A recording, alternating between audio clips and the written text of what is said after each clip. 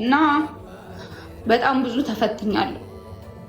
ግን ደግሞ ሁሉንም ነገር አላህ ያሳካዋል። ወላሂ ሁሌ ሞታለች ተብሎ በቃ ከሞትም ተርፌያለሁ በጣም ብዙ ጊዜ ማለት ነው።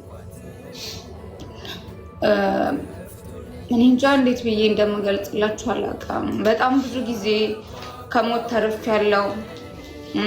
ካንሰር ከተባልኩ ቀን ጀምሮ የካንሰር መድኃኒት እየወሰድኩ ነው እስካሁን ማለት ነው። በጣም ከባዱን ማለት ነው። አልሐምዱሊላህ ረቢል ዓለሚን። ግን እሱን ሁሉንም በቃ እንዴት ነው አልሐምዱሊላህ እያልኩኝ አልሐምዱሊላህ እያልኩ በሄድኩ ቁጥር ወላሂ አላህ እየጨመረልኝ እኔ እንጃ እኔ ሁሌም አልሐምዱሊላህ የምትለው ቃል ካፌ ጠፍታ አታውቅም።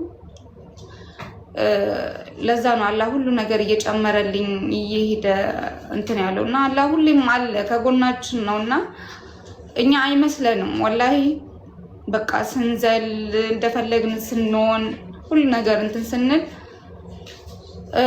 ሲካፋን ደግሞ የማይሳካ ይመስለናል። ግን ሁሉ ነገር ይሳካል።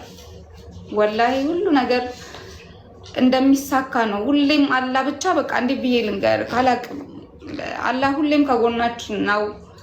እኔ እና ብዙ ተፈትኛለሁ። ስፈተንም ደግሞ በዚህ ጋር በሆነ ነገር አላህ እየካሰኝ ነው። የሆነ ችግር ይመጣብኛል፣ በሆነ ነገር ደግሞ ይክሰኛል። አልሐምዱሊላህ እያልኩኝ በቃ በዛ ነው ሰብር።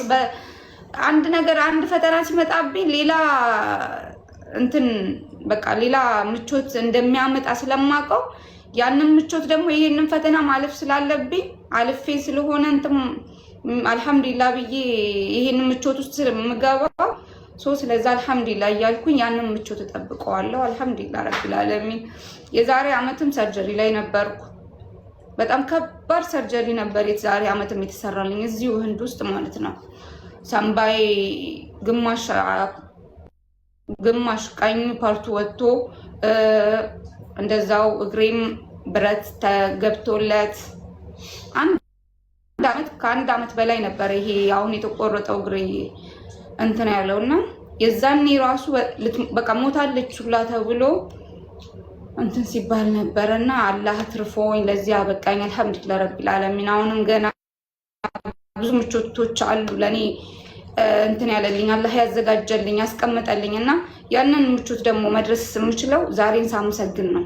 አልሐምዱሊላህ ብዬ ዛሬን እሱን ሳመሰግነው ነው። ዛሬን ሳላማርረው ነው። ሁሉ ነገር ለኸይር ነው ብዬ በመቀበሌ ነው ነገን ሊያሳይ